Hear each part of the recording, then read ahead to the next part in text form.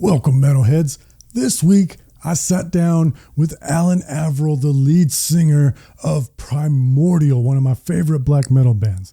You might remember that I was a guest on his podcast, and we talked about politics and culture war stuff, and then we were supposed to have him on, but as we got to talking about it, I said, well, let's wait till after the inauguration. And I'm pretty glad we did, because holy crap, did a lot of things happen since then, and we had a lot to talk about.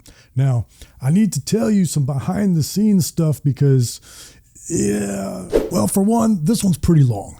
Now, after I got done recording, I figured, well, I've probably got to edit out at least a half hour, maybe even an hour off of this podcast, because we did go off on a pretty long tangent about the state of music and touring and Live Nation, and you've all heard me talk about this stuff already. So my original plan was to cut that part out, maybe save it for another episode if I need it. But as I was going through, I realized that it really set up some of the other larger political points that we were talking about. So it wasn't a wasted tangent. It's actually a pretty important one. So I feel I need to explain to you why it's 2 hours long. It's because of that. And then here's another thing I need to explain. I realized as I was listening and editing that I have been very vague about my political positions over the years of doing heavy metal philosophy, and there's a reason for that. The number one reason is I don't want this to be a political show, and oftentimes philosophy can become that, and I was really cognizant to not do that because of my mental health. I don't want to be embroiled in politics all the time. I would much rather talk about metal, which is just always fun. You know, y'all say, oh, John, you're so positive. Well, that's because I'm always talking about metal, which I love. It's easy to be positive about metal. You get me talking about politics, and I'm pretty negative. And people will hear me be negative about their favorite politician, and they will lose their minds, and they will assume that I'm all sorts of things that I'm not. And so I feel the best way to combat that is just to come out and say what my ultimate political principle is. And if you're listening audio only, you won't be able to see the picture, but I'm about to put a picture on screen that perfectly encompasses my political positions on almost all things. My political position is all politicians are cunts. And I'm not saying that to be cute and to be funny and to ride the fence so that I can be an enlightened centrist and above it all. I mean it. I literally mean that. Whoever your favorite politician is, I hate them. I mean that.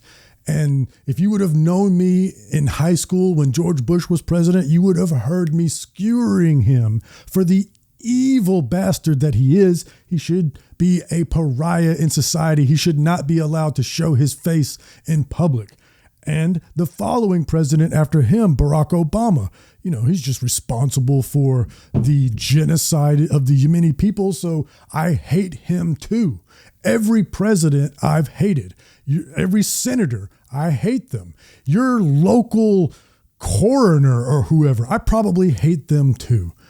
All politicians, the ones that are local, they probably have national aspirations. So I don't trust them. I'm very cynical about these lawyers and business people who decide, you know what, I want to be in charge of everybody else.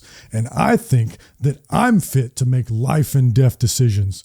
And I think that I could wield the military in, you know, a moral way. No, none of them. Not a single solitary one of them. I'm not saying that to be cute. I mean it. So why am I saying this? Why this long preamble? It's because I'm going to be highly skeptical of Donald Trump in this episode, and Elon Musk, and all those other politicians I mentioned too. But I know there's going to be people who hear me criticize Trump and Elon, and they're not going to hear me criticize Biden and Kamala and Bernie and everybody else. They're only going to hear that I criticize Trump, and they're going to get their feelings hurt on behalf of somebody that doesn't even know their name. But to those of you that feel that way, let me just make you one promise before you get mad. I promise you, the next time we have a Democratic president, I will be critical of that person too, because I am skeptical of the government. I don't give a shit which team you're on. If you think you know better than me how to run my life, if you think you can make laws that say who can or can't do what they want to do, you're going to get criticism from me. I don't care what team you're on. So yes, I will be very critical of Donald Trump while he's the president. And the next president, I will be very critical of that person too, because I'm not a partisan hack. Now, with that out of the way, if you're a normal heavy metal philosophy listener, then I have faith in you that you're an adult and you can engage in these sort of conversations without highly uncreative insults like libtard or chud, and you can actually engage with what we're saying. I think it was very interesting to get an Irish guy's point of view on what's happening in the global and American political climate. It gave me a little bit of perception from outside of my Southern American bubble that was quite helpful. I'm still pretty cynical and don't have any optimism about the current administration, but it was good to get that perspective. And I think you will enjoy this episode if you are an adult. And if you're not an adult and you want to insult us, please insult us. I welcome it if you're creative. Give me something to laugh at. Give me something to make me think. If you make me laugh with your insult, then I will take you seriously as a person because you at least have some modicum of smarts. If it's some tired, regurgitated insult, I'm not going to take you very seriously. You got to try to at least make, if not me laugh, make somebody else that doesn't like what I'm saying laugh with wit. Please. Now, without further ado, here's Alan Averill from Primordial and our conversation that I had a great time, and I don't know how often I want to do this because I don't want this to be a political show, but if there is another matter, I think Alan's got a great mind for it, and I would love to have him on again. By the way, start the podcast with the Injustice for All bit and then put the politics after it. So everybody thinks we're really cool and really nice to begin with, and they don't go, that fucking guy didn't blah, blah, blah, blah, blah, blah. And then somebody goes, yeah, but did you hear him talk about Dyer's Eve? Alan Averill, aka Nymphianga from Primordial. Welcome to Heavy Metal Philosophy. Well, yes, indeed. Nymphianga. In Old Irish, it means evil tongue. So Nyam is evil, and Thiang, you can hear tongue language in the same kind of etymology, whatever you want to call it. So in Old Irish, it means evil tongue. And it was mainly chosen to provide a little bit of black metal anonymity in 1991 or 2 and stop people seeking out my parents' address. I've got a similar story. Barbas is is similar to Marbas, who was a demon, the president of hell, and his domain was forbidden knowledge. And one of his attributes is he can't lie. He has to tell the truth. So I thought that was I thought that was a fitting stage name for myself. And that's also I had a very similar motivation. Like people don't need to be harassing my wife and kids. Yeah. I mean, that was the original black metal idea in the early 90s, to have a sort of a bit of anonymity from things and also just make a little bit of a separation. But of course, over time, everybody, people know who you are anyway. But yeah, I still sign records with that. Nymphianga, yeah. There you go. Anyway, the press secretary of hell, is that what you said? Yeah. Yeah, it's probably more accurate. Like, how do you have multiple presidents of hell? The press secretary is probably, he just has a grandiose vision of himself. Well, I suppose it depends how many layers of hell, I suppose. You could have different continents or whatever. I guess we'll find out at some stage. Yeah.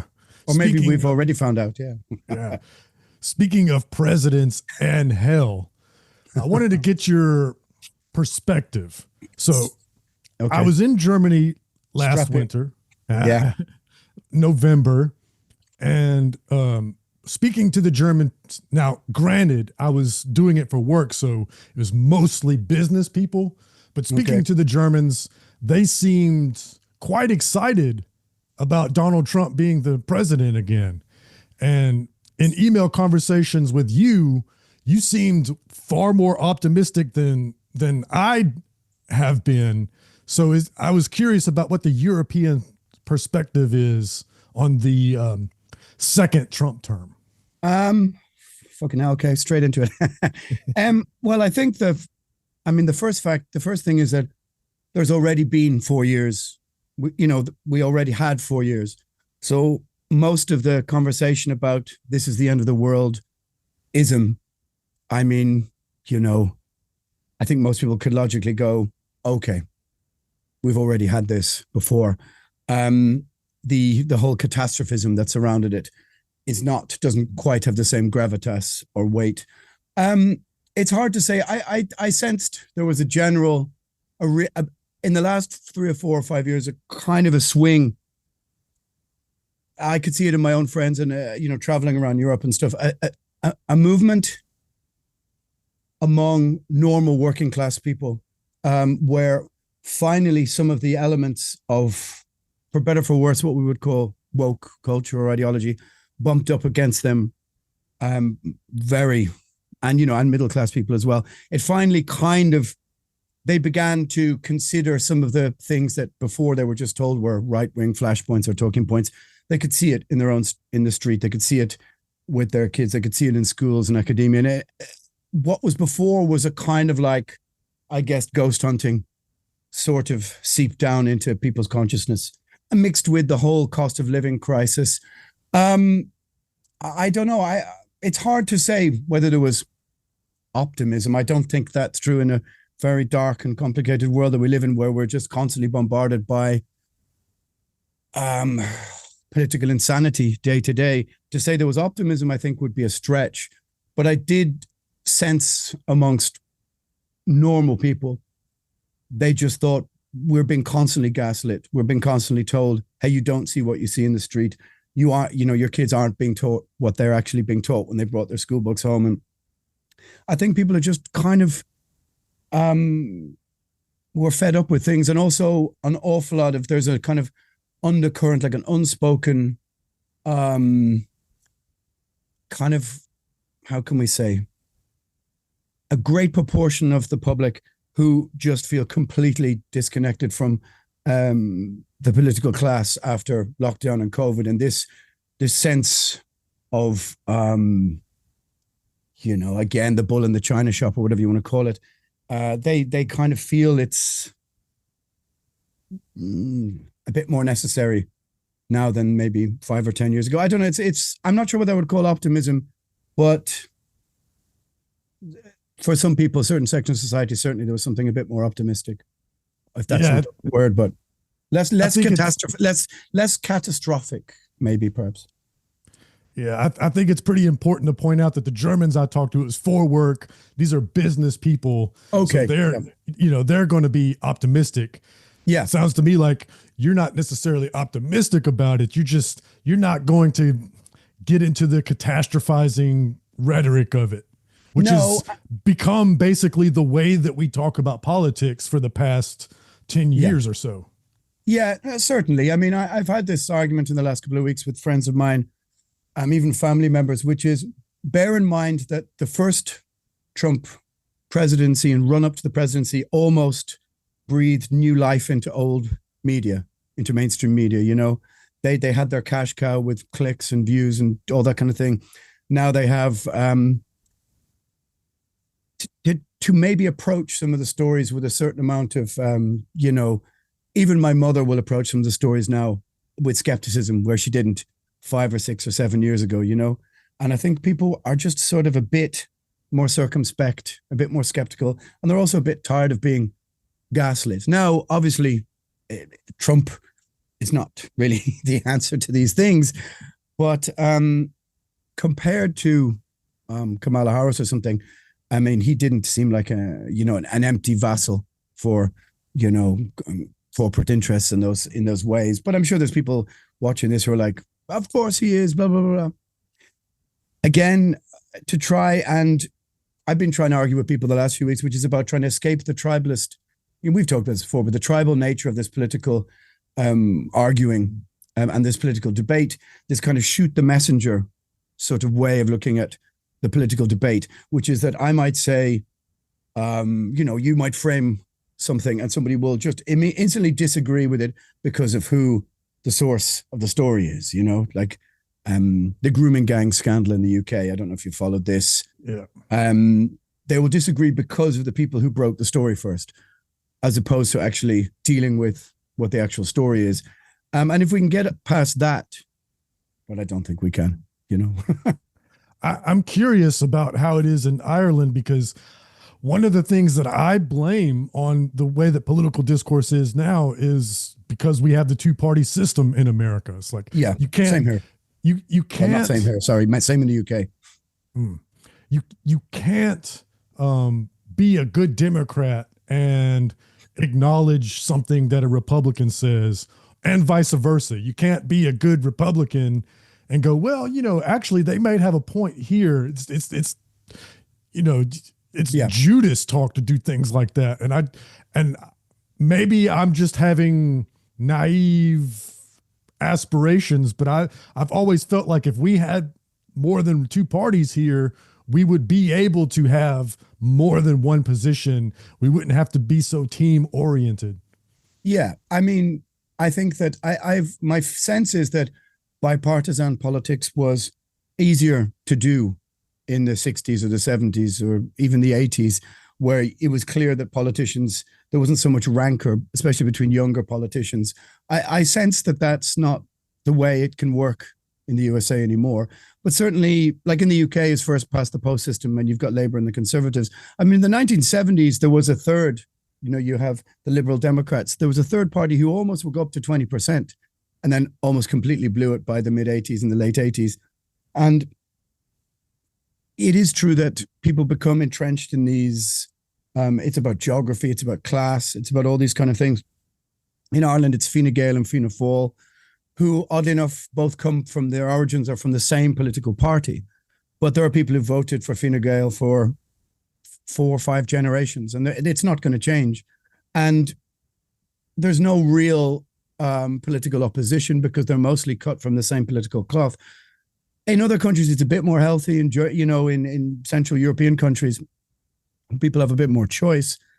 But yeah, you guys, it's just red and blue, isn't it? It's just a very, it appeals to all the worst natures of our tribal nature, I guess, I hate it so much because it really puts me, I don't have a home politically. Yeah, I would say the same. Yeah. The southeastern region of the United States is a weird place. It's easy to caricature. Everybody down here is a dumb hick and they're racist and yada, yada, yada. But there are liberal people in the South, but they are still Southerners. So they're going to be more appreciative of gun rights. They might not be as gung-ho about abortion. And, maybe they like some lower taxes, but they are more sympathetic to social safety nets. They, don't have the same sort of ire when it comes to gay folks.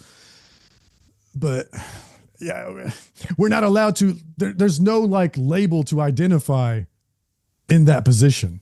Well, I mean, I think you can be, let's say you could be fiscally conservative, but you could be classical libertarian or something. You could believe in small government, but you could believe in, sort of free market ideology. You could also be pro gay rights, but you could also be circumspect about abortion and say, okay, but, not until a certain, time frame. And I think an awful lot of people are actually, they're in the middle somewhere on these things, and they move a little bit. There's very few people who are very extreme, genuinely really extreme. Like I think I said this to you before, and I'm in danger of repeating myself, but if we take politics as a 1 to 9 framework, with 1 being far left and 1 being the very far right, very few people are actually 1 and very few people are actually 9. Most people are 4, 5, and 6, moving into 3.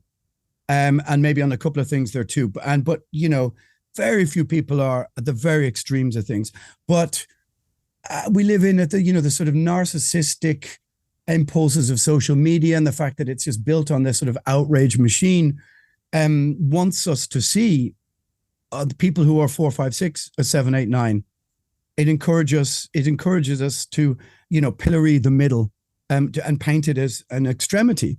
But the reality is that, political consensus arrives somewhere in the middle. And if you don't think so, you believe in authoritarianism. That means you either want a sort of an authoritarian state. And so, but the, modern social media, which I think is encouraged by the technocratic sort of platforms, institutional arms of government, are, I think, much more, they want to push this divide and conquer narrative. Not the narrative, but that's their objective. If all the time a 3 and a 7 are at loggerheads because they think each version of each other is the most extreme version, because all we ever hear is always the most extreme voices, they won't realize, like, oh, healthcare, housing, education, because these are very often bipartisan issues where you can step across the aisle. And I think that that's part of the sort of a decade long of utter manipulation by social media has sort of deranged us from being able to see these middle grounds. And as you say, find consensus. Because if you don't wish to find some sort of consensus, then the reality is what you want to do is dominate your opponents. And for people who are listening to this who might be 1, 2, 3s, i.e., in America, socialism has a very different thing to Europe. Go to a former authoritarian socialist state, go to Belarus, to Romania, to Bulgaria, to Hungary, and so on, and ask them really, how this worked out for them in the 50 years after the end of the Second World War. And vice versa, other countries who, of course, fought fascism. So I don't know. It strikes me that an awful lot of it is just a kind of LARPing in a way, But at the same time, if we all kind of sit in the middle-ish and a bit back and forth, there's far less tension and there's far less outrage, and you don't have any reason to be mad at the other side anymore. And I think that that's very unlikely to achieve that, considering that everybody has, their phone in their hand, giving them their own version of the news every day. I don't know. Is that any sort of answer to your question?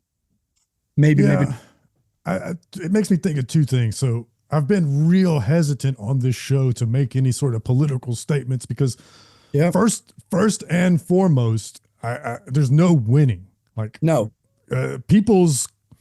I've lamented people's reading comprehension skills. I will make a statement on social media and then they will say, blah, blah, blah. And I'm like, that's no part of what I said was that. I never claimed that. And that, I don't get mad at people for having a different opinion, but I get really upset when they assign me an opinion that I never stated. And so that's the number one reason why I've avoided politics, because it's so infuriating. It's like two people can look at one thing and see totally different, and we can't agree on even what each other's positions are to even debate it in the first place, right? Well, that's because truth, has become so objective. Like I said, it's a very dark example, but in the north of England, they have the grooming gangs issue, which is tens of thousands of young girls abused over the last 30 years by mainly Pakistani Muslim young men. Now, this is, might get your channel demonetized, but it's true. And I was in Yorkshire in the 1990s and I heard it. I heard these stories while I was there recording albums. And there's an awful lot of reasons, underlying social, religious, racial reasons underlying what happened. And nobody wants to discuss and talk about it. And it's dark stuff. Very, very dark stuff. But successive governments in the UK abdicated responsibility because they didn't want to handle it. And I guarantee you, if these girls were middle class, not working class, this probably wouldn't have happened. Again, class being the most important issue in this context. But I was having an argument about this with a friend of mine who'd been living abroad for a while. And he just said to me, isn't this just sensationalism, just a right-wing talking point? And I said, well, there you go. Here's the problem, is that you think just because of the people who happen to have brought it up, that it's it has to be sensationalism. That's your first take.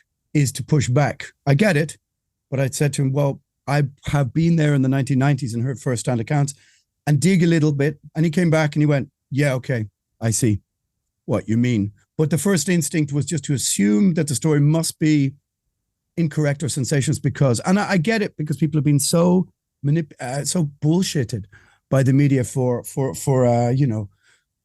such a long time that their immediate assumption is to just say, oh, well, that has to be a lie because my side says it does. I've used a very dark example. I could have used something else to prove my point, or not prove my point, because it's not about winning in such a dark analogy. It's very, like, we're talking about tens of thousands of people, and even that will be used as a pawn in a game of, political chess. The Prime Minister of England at the time came out and said, well, it's really about knife crime and, you shouldn't be Islamophobic and this kind of stuff, not addressing the body of the story, because again, he's sitting there thinking, I'm no doubt behind closed doors, how the fuck do we handle this story? We can't. So let's obfuscate, let's lie, let's gaslight, let's, try and make sure the media is shining a light on something else completely. Oh, brilliant. Elon just did what he did. Thank fuck, he just took some heat off us. And, it's, I don't know. I used a very dark example there and it'll probably get me into trouble, but don't get mad at facts. Sometimes I'm guilty of the same thing, and I would have to think about something, come back to, thankfully, hopefully, in as much to have the ability to go, yeah, I overacted with that one. Sorry about that. But this is something that's been sort of encouraged for us not to do, if that makes any sense. Yeah, you're welcome to demonetization. You said it in the last time we spoke. You can't give the other side any fuel. I think you said this last time too. Two things can be true at once. Yeah, like totally. Yeah. Nobody's saying that the grooming gang thing didn't happen, but they'll say, "Oh, it's not that big of a deal." Yeah. And also, two things can be true at the same time. Also, certain right-wing grifters have taken a very cynical view and used not letting a good crisis go to waste and using this to fire up their base. They don't really care about those girls, Yeah. And no, you're absolutely right. And that's again, it's not easy sifting through the media minefield to try and find your way to some sort of the hub of the nub of the story, or the truth of the story, because many major mainstream media institutions, and with many stories, don't want to talk about them because they believe that it gives this one side that they fundamentally disagree with oxygen. And so we've had this on Irish TV. We had riots here a year and a bit ago, and on Irish late night TV, the presenter of this TV show said to this editor of a right-wing website, well, why did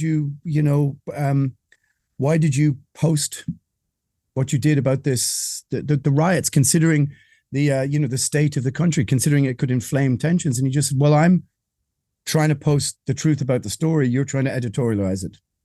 Now, whether we believe we should, for the greater good, in parenthesis, whatever that means, editorialize, I have a very I don't really believe that we should do that, because then we're sort of picking and choosing what the your average person does or doesn't get to hear about a story.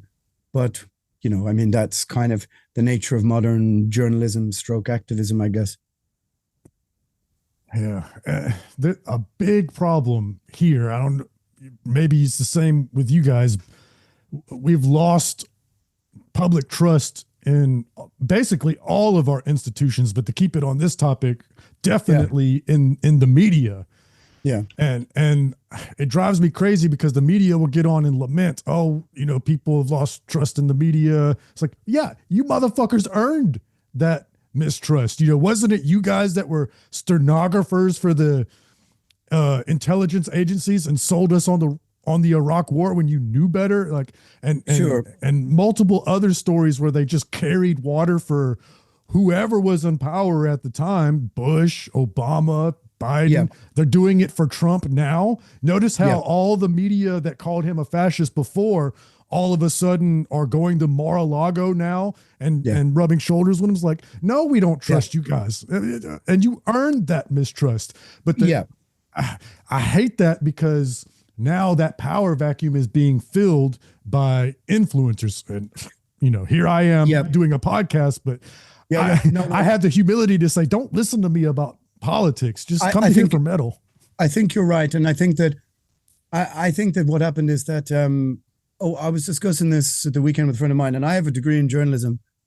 And when journalism ceased to be something you could make a living from, like many other things, the adults left the room. They abdicated responsibility, investigative responsibility, because you just can't make a living writing. So what happened is, I think that filling that vacuum, that space, were younger people who compensated for the lack of income with the goal of activism, or with being able to put out their message.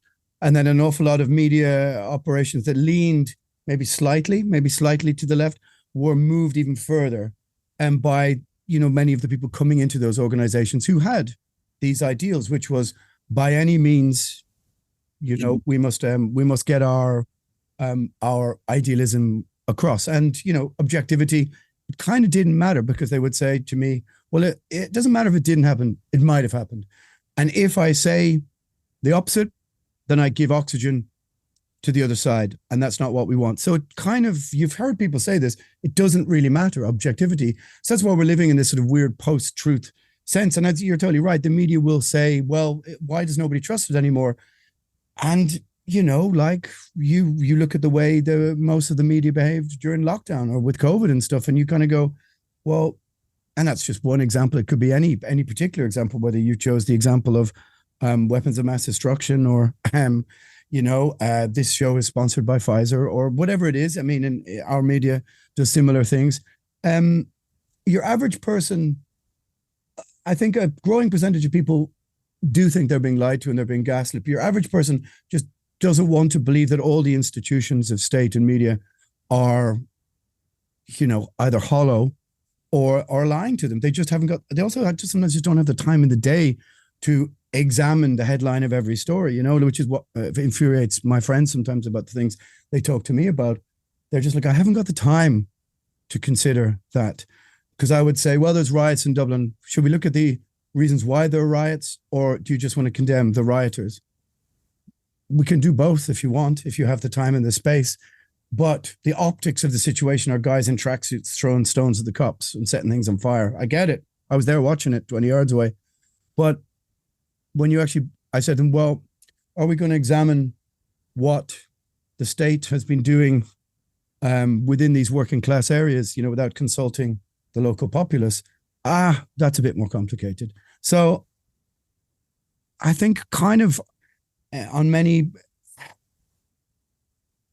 they can hardly really be that incredulous that people don't believe them. But yet at the same time, certain sections of the public are maybe far too ready to dismiss everything. I don't know. Again, I always talked about it before.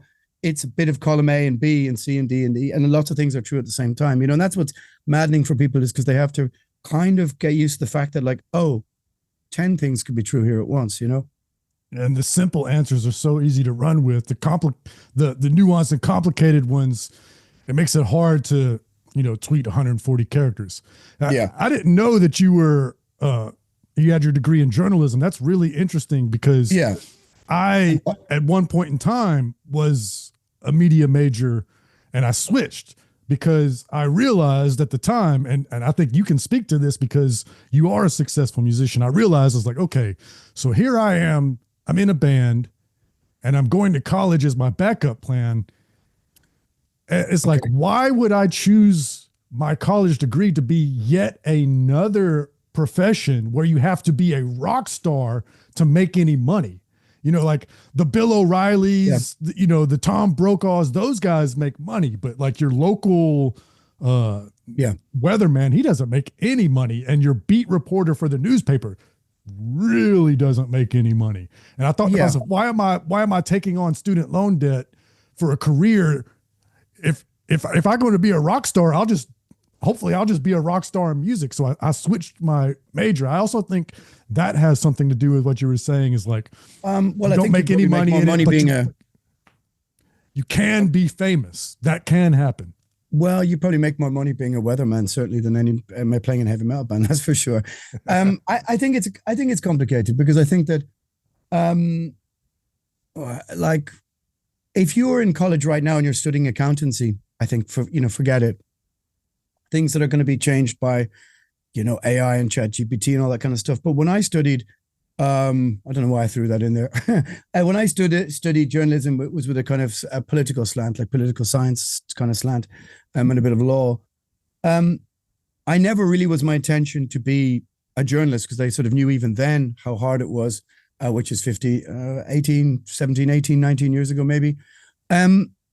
But to try and make your money as a journalist now, I mean, I think forget it. And it's been that way for the better part of a decade, really. What was the question again? The comparison of journalists and musicians, rock stars, I think is interesting because being a journalist used to be a blue collar job. You used to not have to have a degree to go write for your local newspaper. I think you're right, and I think what happened is that maybe in the 1960s or the 70s, journalism was a blue collar, as you say, job. Working class people did it, and part of their objective was to hold power to account. Now, I think with many journalists, they are middle class, and their objective is to be in the tent pissing out, as opposed to outside the tent pissing in. They want to be close to politicians or be like them. They aspire to have access to the same, that same upper percentile, the same upper percentage of people who have influence over culture and society. I don't think, at least that's how I observe it, is that they want to be influential. They want to be influencers. They want to, if you get a gotcha moment with somebody and you get your clicks that way to your Twitter account, that's kind of more important than being objective or telling a proper story. And I think that, I think that journalism used to be a much more working class pursuit, and it moved, it changed, it altered. And I think that is probably reflected in the politics involved more so amongst the journalist stroke activist class, at least I would say. And also the great pursuit to be first, to break everything instantly. And the idea of doing investigative journalism, except for writers on Substack or something, seems almost, almost impossible. It's too slow. And like I would pick up a newspaper, when I go out to my parents' house, and a lot of the articles about politics or about the world, what's happening in the world, they read more like opinion pieces than actual matters of fact. Again, I'm not sure if that's the answer to it. I think you're right. I think definitely. To illustrate your point, that in the last administration and definitely in the Obama administration, you got them hanging out at Martha's Vineyard, and now they're hanging out at Mar-a-Lago, rubbing elbows with the current administration. The correspondence dinner where the journalists all go hang out and roast each other in front of the president and schmooze. And, Obama's making jokes about droning his daughter's dates and stuff, like, I drone people. Isn't that funny? Like, no, it's not funny. It's morally reprehensible. But, when you run in that circle, it seems like a funny joke to make. Yeah. I mean, again, Ireland is such a small microcosm of these things. I mean, I've reported on European elections and gone out there with a little microphone and tried to speak to people. And when you do get a little glimpse into their world, you do realize that, how much they just sit around in the minister's bar, just sinking pints. Well, at least they used to, and maybe that's not so much true of the newer generation of politicians. But it does feel like one behind closed doors, just one big club that you're not invited to or not privy to looking into. And I think maybe the journalist class want access to that as opposed to feeling intrinsically or diametrically opposed to that, which I think they theoretically should, because they are, they should be, along with musicians, along with comedians, along with, lots of other people, they should be attempting to hold power to account. I mean, look at the state of mainstream music. Is there any rebellion in it? Is there any anger in it? Is there any like sort of mainstream music that is against, the state, against politicians, against whatever? It seems like to have almost completely abdicated its responsibility as rebellious music, as, anything compared to the 60s or the 70s or the 80s. It's quite wild to me how utterly conformist mainstream music is. And I suppose there's a percentage of the journalist class who are, they want access to these sort of, as you say, the elite press conferences and the World Economic Forum and the whatever, the Davos set and all these cliches that you hear about this, that, and the other. That's kind of, rather than, a sort of wanting to kick against the pricks, they want to actually be amongst them. Maybe I'm just being, overly pessimistic about the situation, but it does feel like that to me. Well, if you're pessimistic about it, you're in good company, because I certainly am. I'm trying not to catastrophize, but it's getting hard to these days. Yeah, it's been a wild ride. It's only been a couple of weeks, and it's been a wild ride. And I mean, does Elon not have any buddies to go, dude, you need to fucking calm the fuck down. You need to sit down, and your main character, evil sidekick energy is just off the charts. It's just like, dude, no one voted for you. You need to fucking calm the fuck down. But I mean, it's a wild ride. It's only been 3 weeks. I mean, yesterday, Trump saying, yeah, we're going to take over Gaza. And you're like, what the fuck? It's not a construction project, Oh, excuse me. Although my friend said to me, oh, they're going to build a new Suez Canal. And this is the port running through Agabe in southern Jordan. I think Agabe, and run a new Suez Canal. And Gaza is the opening of the port. And I was like, fucking hell. Really? And then I looked at a map. Yes, I was looking at a map for ages yesterday. And, going back into Suez Canal history, and I was like, that seems like a bit of a wild ride, a bit of a wild synopsis. But he's just like, could be. And then you look at the news report, I watched the press conference, and I was like, we're just going to own it. You can't do that with a sovereign nation. I don't know. It's just every day there's just, I understand. There's friends of mine, like I'll meet my oldest friends tomorrow, and they'll just be like, to me, no fucking politics. And I get it, because it's just, it's almost too much for the senses to take in, It's such a wild ride. And I don't know how we find any peace from it other than to actually just completely plug out, And I do that on purpose. But I find that very hard, But maybe every time I open my phone, I'm getting some terrible news. So I schedule time, like, okay, I'm going to have fun for an hour. Fun. Remember that. Yeah, I know. We were talking via email before the inauguration, and you were trying to reassure me, hey, it's not going to be so bad. And you were saying, he didn't destroy the world his last term. Well, and I was saying, go ahead. No. To be fair, what I'm trying to do is, and in a sense, is just to kind of like, because the world is so fucking dark, and it's not that, it's not about reassessing, his motives as more benign than malign or anything like this. It's just a case of trying to find a little bit of calm from all of it. Otherwise, it can just destroy you. It can destroy, your mental health. It can destroy your physical health. You can just become so preoccupied with it. I mean, I do know people who have pick a thing, derangement syndrome, where it's just like literally all that they do, and it's to the detriment of their family, or they're trying to keep fit, or all these kind of things.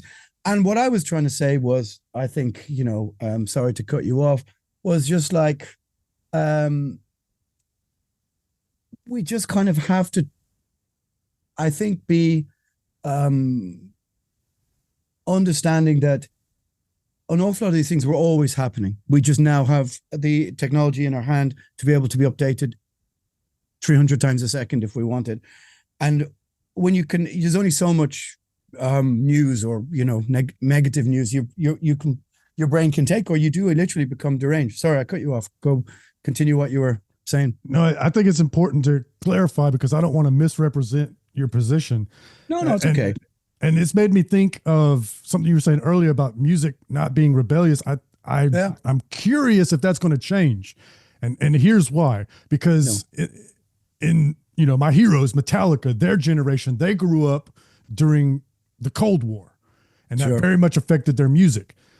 My generation, we had one of the few times of peace up until 9/11. 9/11 changed everything for us. I was in high school for 9/11, and we went from a decade of peace to the whole world is fucked up. And and then we've got the materialism excesses decade 2010 to 2020. This next generation, they went to high school on their laptops because of COVID. And they are fucked up about it. And when those guys start and gals start doing bands, I'm real curious what their music is going to be like. See, the problem is I don't think they will do bands. I think that, without being too pessimistic, I don't believe that this is cyclical. I think the technology is replacing the, I think that for young people, being interested in music is not what it used to be. And I certainly think that because of the nature of the way people relate to their phones, you look at the most popular kind of music now, it's all vocal. It's all, because that's one person speaking into a camera. The era of bands being angry people with guitars, I really do think it's over. I think this is the first decade where we have no angry guitar music that's popular at all. I think that the sort of growing infantilism of society, the sort of, young boys just train. There's a whole lot of social reasons why I don't think there's going to be a generation of angry music coming, because I don't think that's how young people are expressing their anger through music. However, they may be. Maybe it's activism. Maybe it's political tribalism. Maybe it's the exact reasons we talked about earlier. It just feels like many people have just, they've just left the building when it comes to these things, expressing this in this creative sense. So, I'm happy to be proved wrong. I've been, debating the same thing with friends of mine who have kids, and, to a man and a woman, all of them will say that their teenagers have practically zero interest in music. They don't mind playing an instrument, but they want to play computer game music. They're not thinking, how the fuck do I write a song to say fuck you to the system? I think that's over and done with. I hope to be wrong. Or maybe it's just going to be expressed in a form of music that I have nothing to do with. But I certainly, when I hear Billie Eilish or something, this is music made for 11 or 12-year-olds. It sounds childish and cartoonish, and it sounds like, soundtrack to SpongeBob SquarePants or something. It's all very childish and, sort of, I just don't see it. Sorry, Billy. Well, in her defense, she is a child. Is she old enough to drink yet? She must be like 23 or 4, right? Yeah. So, she has to be. Maybe her time is coming, as she matures. But to get back on topic. Oh, yeah. I do wonder what the music's going to be like, because as I was saying, these different generations that people grew up in, and I'm starting to believe that my generation is a historical anomaly, the generation of a peaceful time, of optimistic, like the future's going to progress. We're going to have progress. We're going to have peace. We're going to increase harmony amongst races and sex. Sure. And now, maybe I'm not so optimistic anymore. So when Trump was inaugurated, he said 2 words that immediately raised alarm bells. He said, manifest destiny. Okay. Yes. In historical terms, manifest destiny, I forget who the president was, but there was a guy back in the day who was like, okay, it's our manifest destiny to increase America's territory all the way to the Pacific Ocean. We used to only be up into the mountain range. Sure. And, we bought the Louisiana Purchase. We didn't conquer it, but he was like, we're going to take it all. And he brought us all the way to the Pacific Ocean. So now we have Trump saying the words manifest destiny in his inauguration. And I'm sure some of this is just him talking shit. He's wanting Canada to be a state. He's wanting to take Greenland. He's definitely threatening war in Panama. He's talking about taking Gaza. And I'm like, man, that's not that anti-war. That's not what you promised in your campaign. Yeah. Yeah. It's a lot to unpack with that sentence. It's hard to know how much is just off the cuff, random bluster and how much of it is actually serious. I mean, Greenland, Canada, Gaza. I mean, it's just sort of wild stuff that I have to let it sit with me. And I don't really, you can't make an educated or an informed analysis of it because it's just so outlandish to say we want to take over Greenland. I'm going, is this a funny bit, a trolling bit, a mad, just kind of mad, a psychotic bit, or is it, what? You're even within the mad boundaries of, like I was watching last night, a lot of stuff about, there's lots of new tensions in between Serbia and Kosovo and all these other countries. And I visited all those countries. I'm quite fascinated by the breakup of Yugoslavia. And, this is, so when, Kosovo says this is, we're a breakaway part of Serbia. Okay. When these people talk about which bits belong to whomever, okay, we have some historical precedent and we sit up and listen and go, fucking hell, okay, I see what the fuck is going on here. This is dangerous, dangerous stuff. Trump, so that's where my head is academically, or when Trump goes, we're going to take Greenland, you're just kind of going, what? This can't be, that can't be a real thing. It's almost like a sort of insult to our historical intelligence and analysis of the boundaries of nations and the reasons why they go to war. I mean, look where I'm from. From Ireland, and this is our history for such a long time, and you kind of go, I don't know what's going on, so I can't pretend to have some sort of informed analysis of, even though I just managed to speak for about 2 minutes about it. Again, like the worst fears that the people I know who hate him have, this feeds into them. But yet the people I know who say it's just trolling bullshit, it also sounds like that. And then there's also things that he did in the first day or two where you go, okay, I can see some sense to this. And, but again, trying to absorb all of it into, sort of one, handy bite-sized bit of information to tell somebody, like, if somebody said, okay, so what happened in the first 2 weeks? Your brain would be like,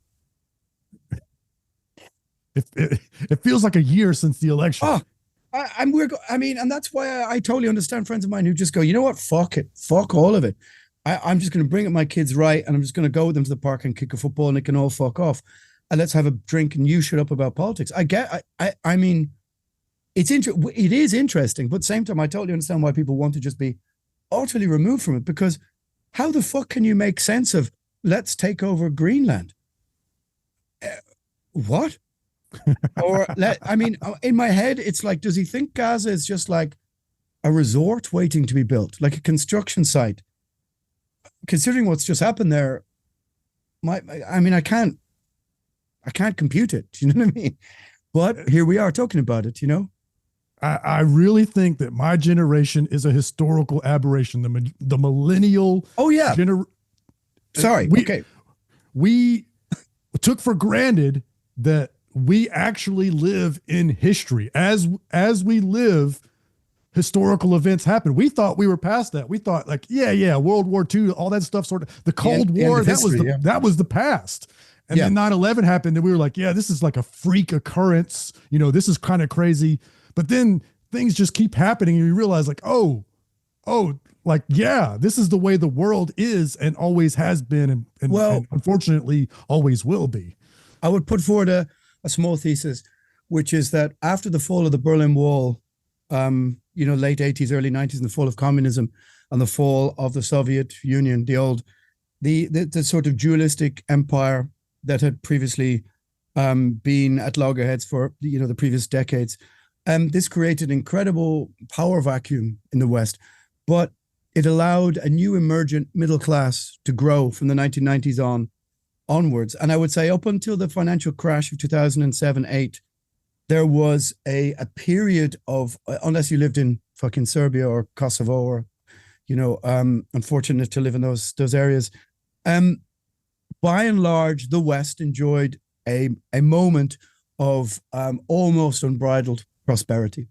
And that's very unusual for an almost 16, 17, 18 year period. Ireland went from having, in the 1980s, an economy probably on the par with Albania to at one stage, the most productive stock exchange in Europe. So the trickle down economics didn't exactly reach people when our government talks about how wealthy the country is, but the country compared to 1986 is night and day. And it lifted an awful lot of people to make this new emergent middle class throughout the West, I think, post 1990. And I think that now in the last while we are witnessing the deconstruction of that middle class. And I think that the post 2008 crash was the moment where everything changed economically. And the idea that we would grow up in a time without war and conflict was a sort of moment of sort of naive hubris or something, and witness in the last couple of years, Ukraine, the withdrawal from Afghanistan, where, China and Taiwan, North Korea and South Korea, which I would really watch as a flashpoint. I mean, there's countless wars. We've had, Yemen, we've had, wars in Africa and Sudan and stuff that we don't even hear about raging. I think it was a moment that we should have looked back upon as not the normal, but a pause, maybe, in terms of the conflict of geopolitics, maybe. And so I agree with you. Probably you were from that generation that grew up in a time which seemed, the late 90s, seemed to be quite optimistic. I mean, look at English politics, Cool Britannia and Tony Blair and all that kind of stuff. And, pop musicians visiting 10 Downing Street. And yeah, I mean, of course, even though they were invading Iraq, but people were imbued with a sense of optimism that I think is almost completely gone. People are not optimistic about the way the world is and the way the world is moving. And partly that reason is because they get negative images every second of the day telling them how awful everything is. But at the same time, things do genuinely seem to be a bit more, a lot more flashpoints of conflict and a lot more, every country ramping up its rearmament and blah, blah, blah, blah, blah. Yeah, it's a lot harder to compartmentalize. Oh, that's a bad thing that's happening over there that I'm just seeing on my phone. Sure. When also at the same time, you go to the grocery store and you can't afford what you used to be able to afford. Yeah. I really think that after World War II, the global community got together and said, okay, never again. And the superpowers that were left, they said, okay, we're going to enforce a liberal rules-based order on the globe. And over time, that has completely broken down. Yeah. A lot of it because we ourselves, I say we, not me, my government has broken those same rules so many times. And, like you said, Russia's doing what they're doing, China's doing what they're doing. And I think now, the current crop of leaders coming in are saying, yeah, you say liberal rules-based order, but nah, we're not doing that no more. I would agree with you, but I also think one of the things that's happened is that the power of the sovereign nation state has been sort of hollowed out by corporate multinationalism or technocratic, a form of technocracy.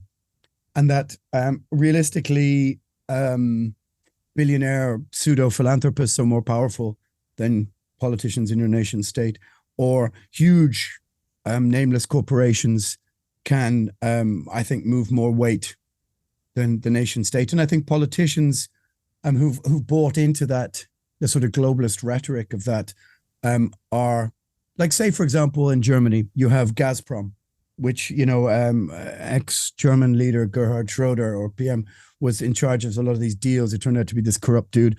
But Merkel's government based an awful lot of their gas and oil dependency on Russia. But part of that idea was was this globalist idea that by bringing Russia closer to them, Russia would become more like the West, or more like Europe.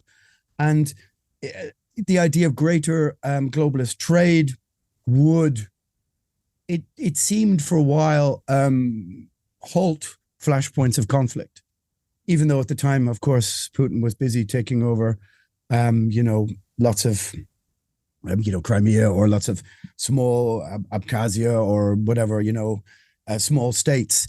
But when he invaded Ukraine, he turned that ideal on its head. He more or less said to the globalist order, get fucked, and we're turning off the taps, which was the Nord Stream pipeline. We don't need to talk about that or who blew that up.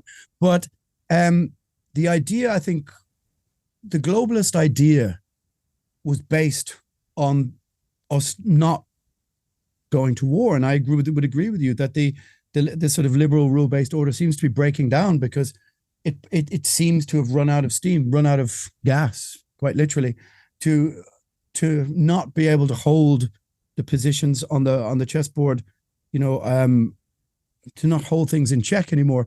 And I do wonder, is that just because the power of the nation state has been so debilitated by these, as I said, these technocratic institutions? Or I don't know. Maybe I'm just talking out of my ass. I don't. No, I agree with you. 2 points on that. First, I think that going forward, that order's gone, and this current administration wants to go back to 1800 style colonialism. They're trying to annex territory. Well, don't forget there were things like that happening in the 70s and 80s and the 60s as well.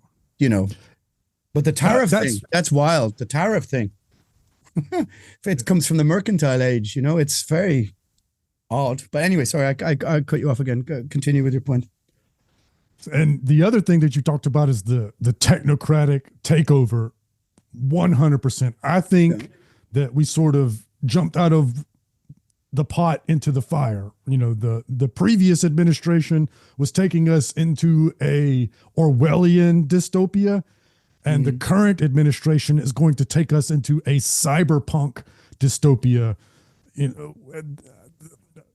Musk, he is I don't know if I would call him a follower, but he definitely subscribes to this philosophy. There's this writer, his pen name is Mollberg, something like that. I forget his real name.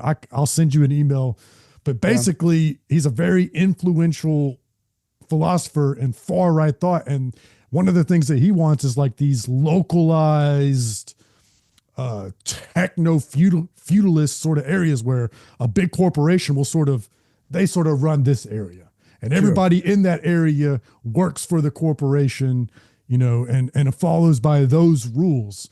That's that cyberpunk dystopia that I think the other side is wanting to take us to. Both sides are like taking us to places I don't want to go.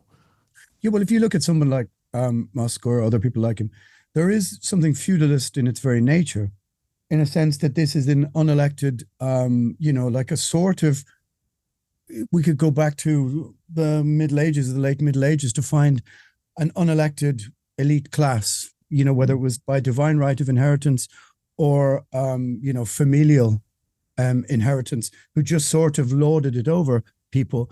And the birth, the sort of, you had serfs and peasants underneath that, the peasant class.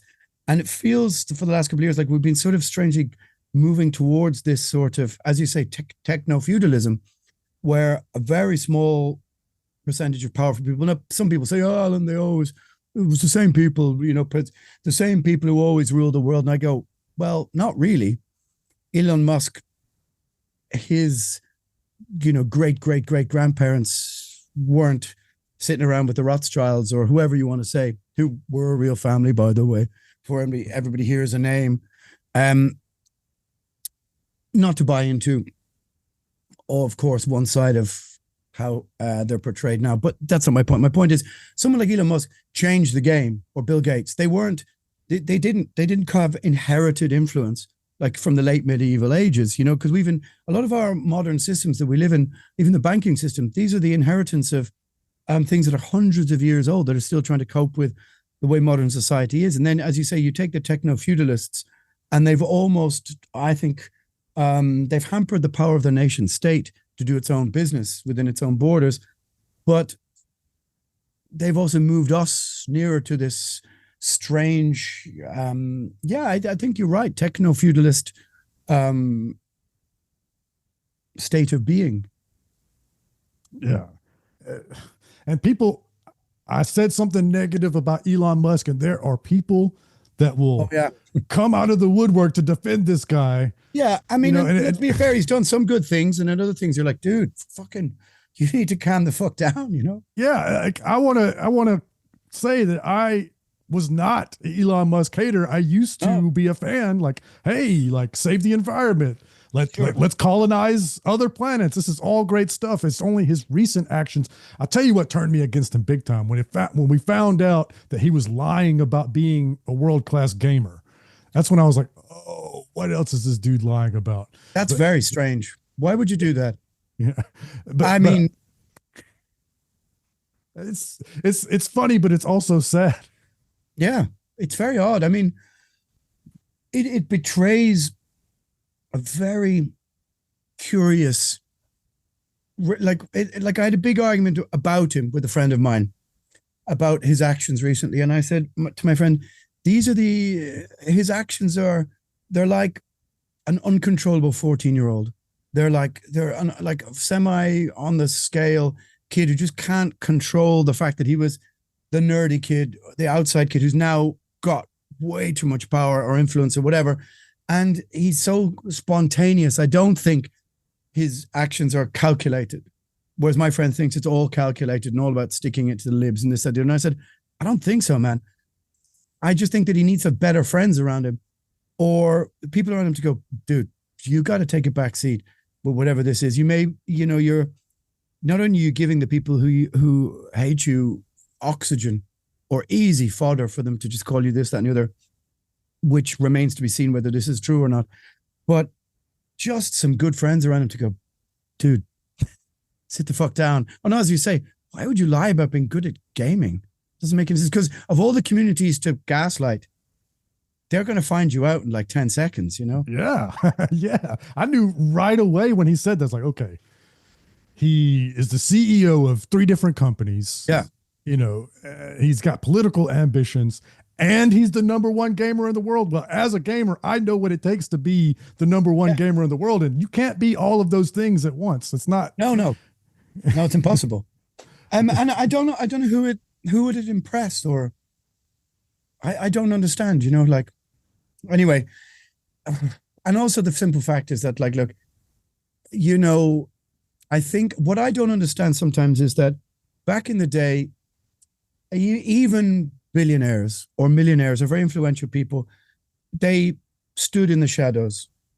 Now, you can say what you want about their influence over society for hundreds of years, but they understood, I think, that that's where their place would be. This new generation of pseudo-billionaire philanthropists, they want to live like out in the open, and like they want to tweet and constant, like it's so, I don't know if like it's so unstatesmanlike, but it's also so, if this is a word, it's so un-Machiavellian.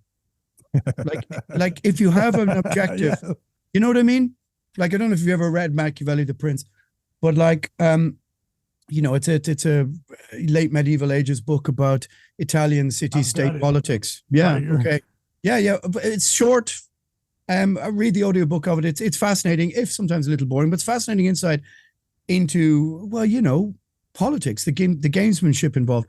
And someone like Elon is just like, dude, every time you tweet, you show your hand. Like, it just seems so, just doesn't seem clever. And that's what I can't reconcile with my, because he's obviously a clever guy, but seems to have no self-control. I mean, and he's older than me, right? He's older than me. So he's not like 27 where he just grew up constantly tweeting. I don't know. I mean, again, maybe it's not our place to try and make sense of these things. But at the same time, like, the dumb fucking hand gesture thing. I could see what my friends on the left were saying. I could see what my other friends were going, no, he's just being a dumb autist.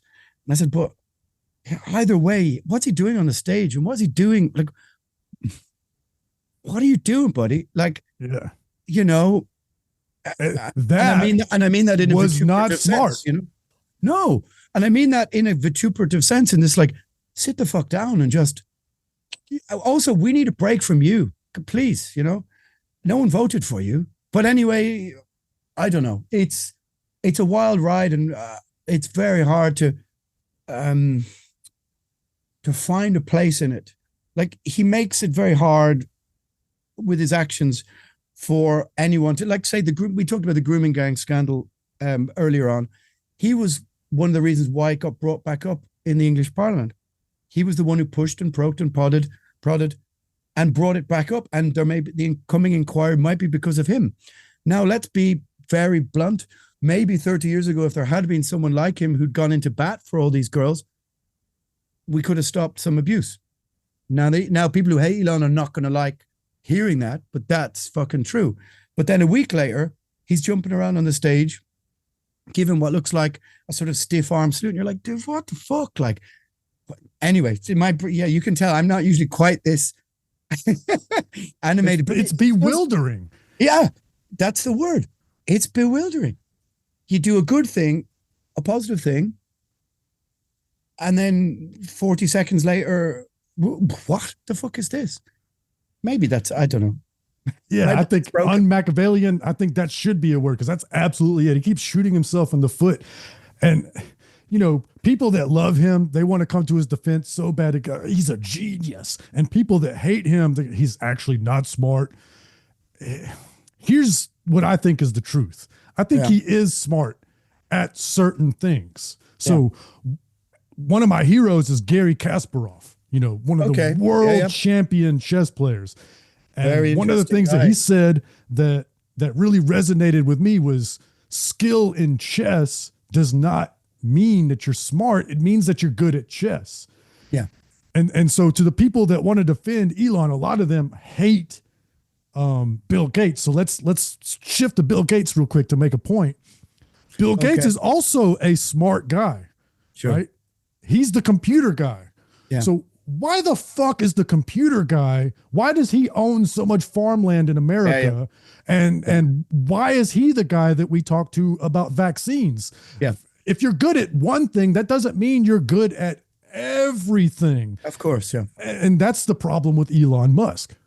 Yeah. No, I totally agree. I mean, there is no reason for these things. Why is Bill Gates lecturing Africa about vaccinations? I mean, this doesn't make any sense logically. And also, I mean, I guess for people who are that rich and have that much influence and power, the idea of staying in your lane is just not how their minds work, because they think, well, I have a better idea about, social responsibility or, implementing, trying to prop up a new welfare system, and you're like, you could be right. You might be right about some of it, but also you could be wrong and on the brink of using your power and influence to bring about some form of catastrophe. It's like I said, I want the old school billionaires who just hid in the shadows, and just skulked about in castles and, realized that we didn't need to know their names or their portraits hung on dusty walls somewhere in a back room. No, you know what I mean? I totally get your point.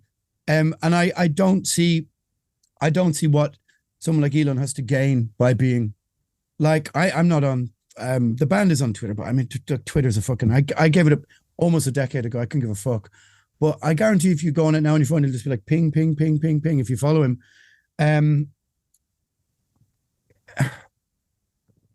yeah, it's bewildering. Bewildering is the word. And also, Elon, if you're listening, Go and read Machiavelli the Prince. Or maybe don't, because then you wouldn't know about these things. Anyway, what's your favorite Metallica album?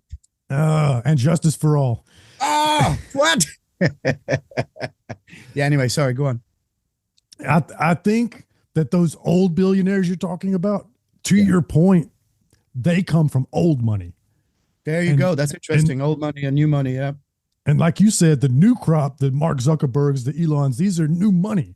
New and money so is vulgar, huh? Yeah. They don't have that sort of dignity is the wrong word, right? But the old money people have that dignified air, dignified evil, yeah. And they had this twisted sense of noblesse, Mm-hmm. The new crop, they don't have that sense. They don't have that responsibility. It's just they are. So this drives me crazy as somebody who's a nerd about philosophy. All these tech CEOs are really into the Stoics and stuff. Stoicism. Yeah, and don't display any of those qualities. Yeah, they're not interested in like the Stoics were about virtues. Some of which were justice and humility. They want this for who can become the most efficient sociopath, and they can become conqueror kings, warrior poets, because they don't actually fight. They're pencil necks. I think the lack of a tangent about that. Sure, I get it. I think that I do know exactly what you mean in that. This, an awful lot of people talk about Stoicism and that kind of thing. But what they seem to, maybe I'm just about to fall into the same trap, who knows? But very often betray a lack of temperance or, allow themselves to, how can we say, over emotionally engage with what they think is a suitable pseudo-philosophical subject matter, which is framed as a sort of,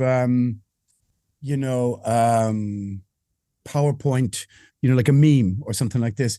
And the actual idea of emotional temperance or something, or doesn't seem to sink in, Yeah.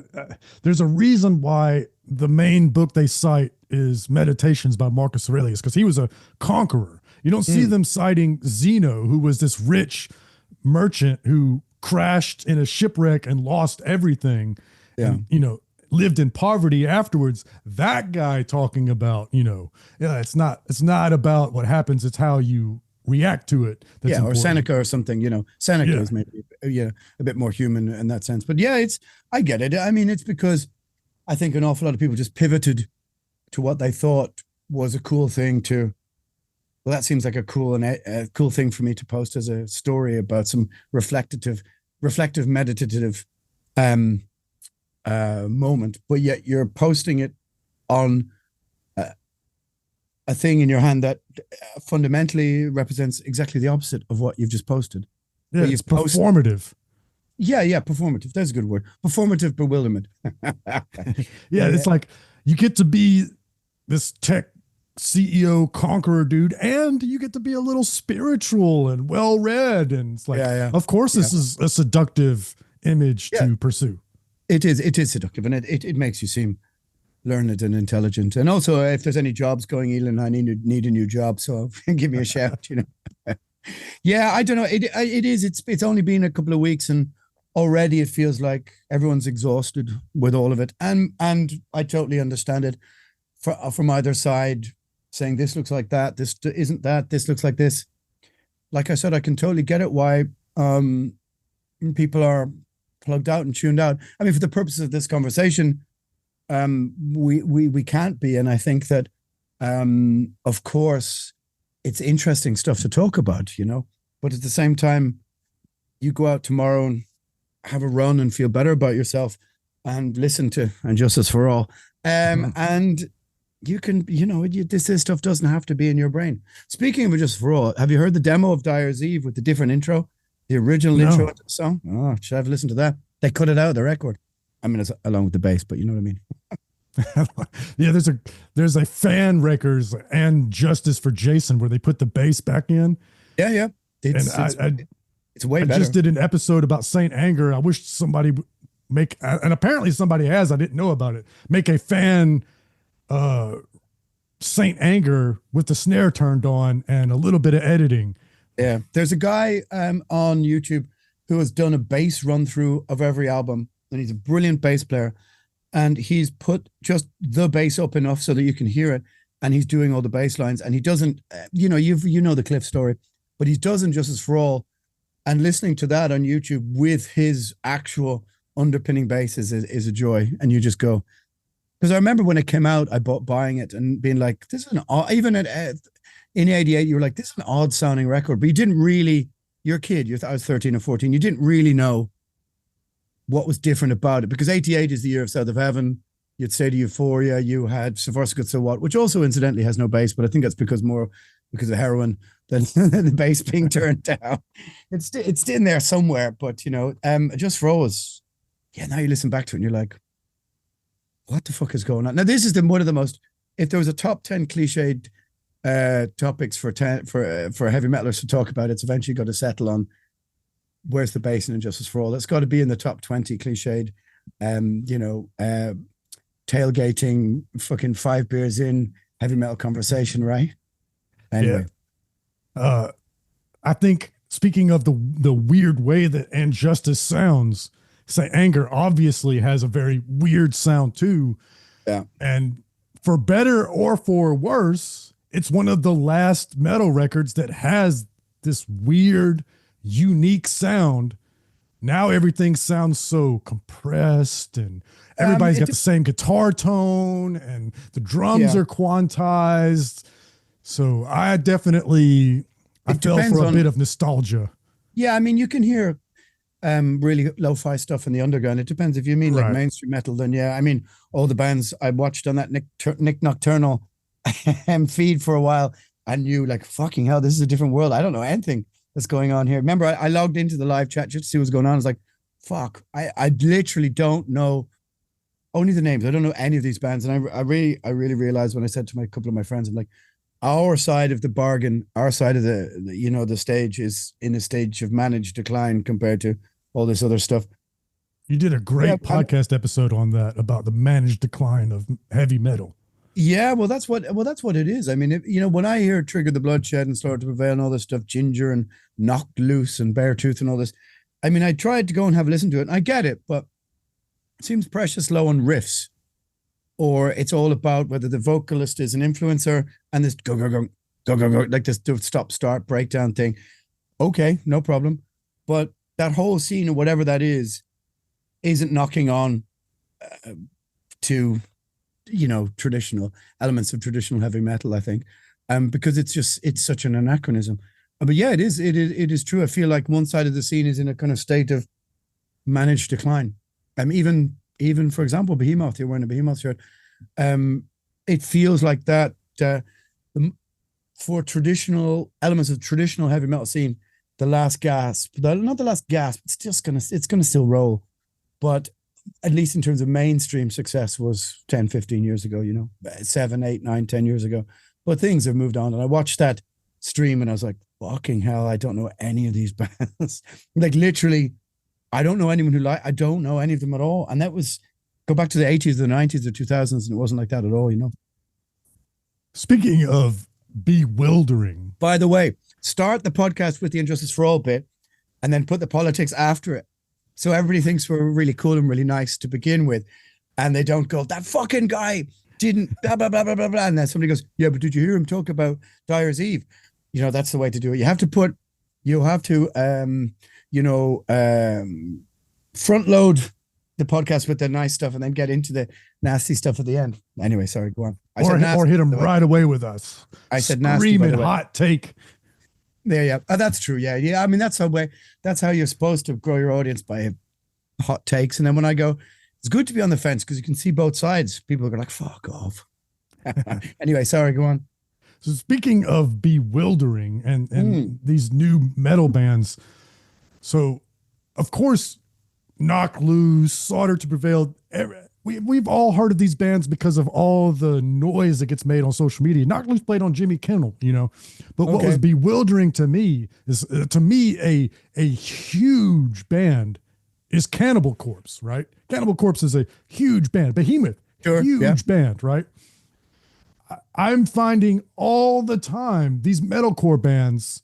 So, for instance, Cannibal Corpse has like 600,000, 700,000 Spotify monthly listeners. Behemoth is right about that area. You know, if they just dropped a single, maybe they're a little bit higher, but it's around there. It's like 600,000 or so. Huge band, right? There's a band called Currents, and last time I looked, they were well over 1 million. Who the fuck is that? You know, like I get it when like Knock Loose, Spirit Box, you know, these bands when they have 1 million because they're in the zeitgeist, you know what I mean? But there's so many metalcore bands that aren't household names like that, and they've got millions of monthly Spotify listeners, and I'm like, who are these guys? How are you bigger than Cannibal Corpse? Yeah, I mean, you know, it still could mean that they're going on tour playing to 100 people. It still can mean that. But there's different realms, of course. You can judge by how big a band is. But yeah, you're right. I mean, I come across this all the time on Spotify, or I'll find something and I'll go, hang on, how does this band have 300,000 monthlies? And yet they go on tour and there was 95 people there and whatever, you know. In some venue. It's very hard to say, you know, like I think a lot of it is, well, to go into the, you know, the Spotify algorithmic stuff, it's certain things are pushed out, you know, we don't have to talk about this, but are pushed by the algorithm. And I just did a podcast earlier about the idea that making an album is almost detrimental to success now. If you want, major, you know, success. Not that we're not going to do it, but you might as well just release a single every 4 to 6 weeks, not bother with an album. And certain bands just play that game very, very well. And it taps straight into their burgeoning, slightly more youthful market, you know? Yeah, they're playing the game. Yeah. And I want them to succeed. So play on, player. But I'm also an old school guy, and I lament, you know, metal still is holding out. Metal still is appreciating vinyl records, looking at the sleeve, looking at the artwork. It's still holding on, but that's gone in rock music. Well, another thing I was listening to this English singer called, I think her name is Kate Nash. She's like an independent solo artist, and I don't know anything about her music, but she made a very good point. She said that albums are a passion project, and that they're like a loss leader on tour because everything is so expensive to go on tour now. But what happens is that for bands who stop going on tour, you stop playing your album because club shows where you're supposed to hear the deep cuts.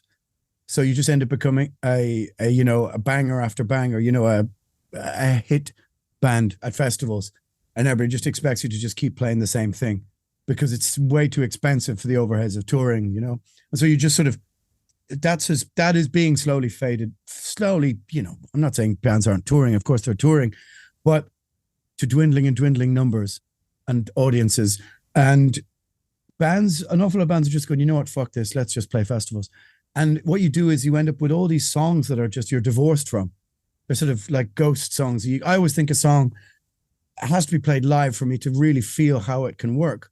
But there are songs from the last album that by now will never ever be played live, or from the previous albums, but especially the last one. It's kind of lost because it was too long. We should have taken some songs off it, released more as singles, and maybe one of them would have been had some resonance to then play live at a festival. But if you got 60 minutes at a festival, you're not going to play 25 minutes of new songs and people will go. But yet, playing the game moves your monthly listeners, which also festivals look at as well. So bands are in this weird sort of netherworld where playing the game and not playing the game both have their relative reasons for doing both, you know. Blah blah blah. It takes me back to the cyberpunk utopia, and where do artists fit in this brave new world? You know, where everything is big, global, neon, bright, flashy, but underneath in the grimy underground, there's some real nasty shit going on. Yeah, I mean, if you look at that interview with, I think it's one of the guys from Live Nation, he talks about Live Nation and Ticketmaster merging, and he basically just said, look, what we want to do is make a gig a luxury experience, a luxury item that you spend as much as going on holidays to. The idea that there's a venue in a working class area where a working class band on the up comes to play for a price that you can afford. We'll just remove all of that. And so when a big band now comes, you know that 80, 90, 100 euro, it's not doing it for them anymore. They want to make the gig 250 euro, 300 euro. That's actually, with the dynamic pricing, that's what they want to make it.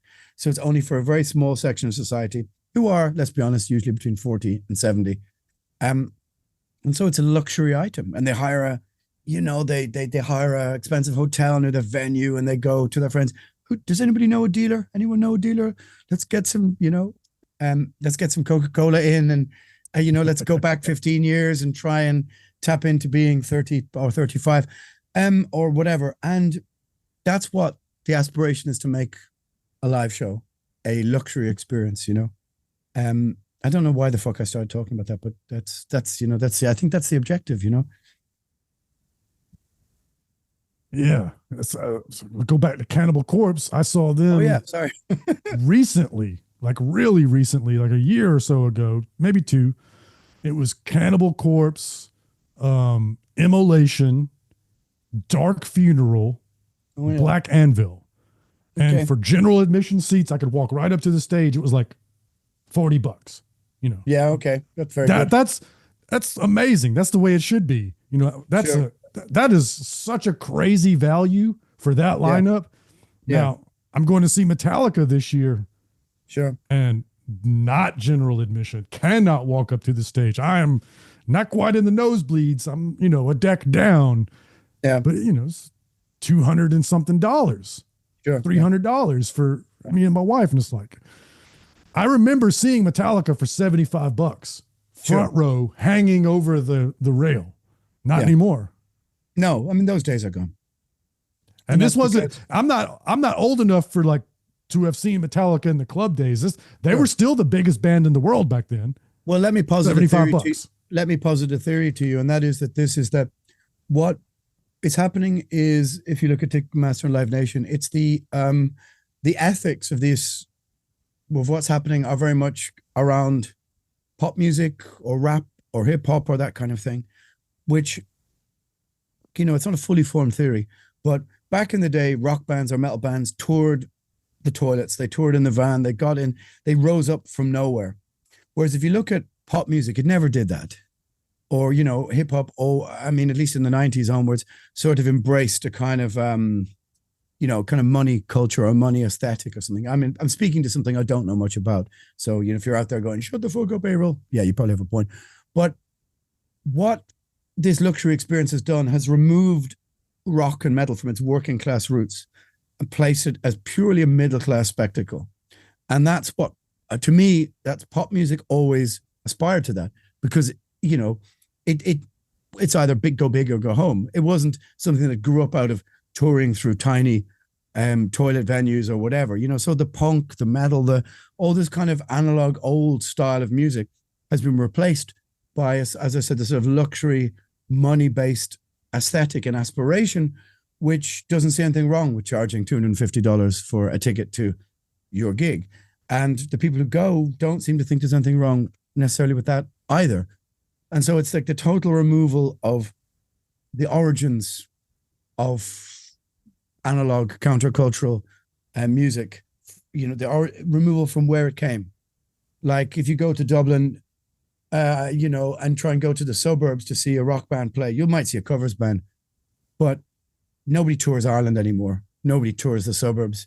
You play one place and then you fuck off. And if the tickets are $200 to see a band who used to cost €200 to see a band who used to cost €8 in 1994, I guarantee you a few of the people who were there in 1994 will be there anymore. So it's just a theory.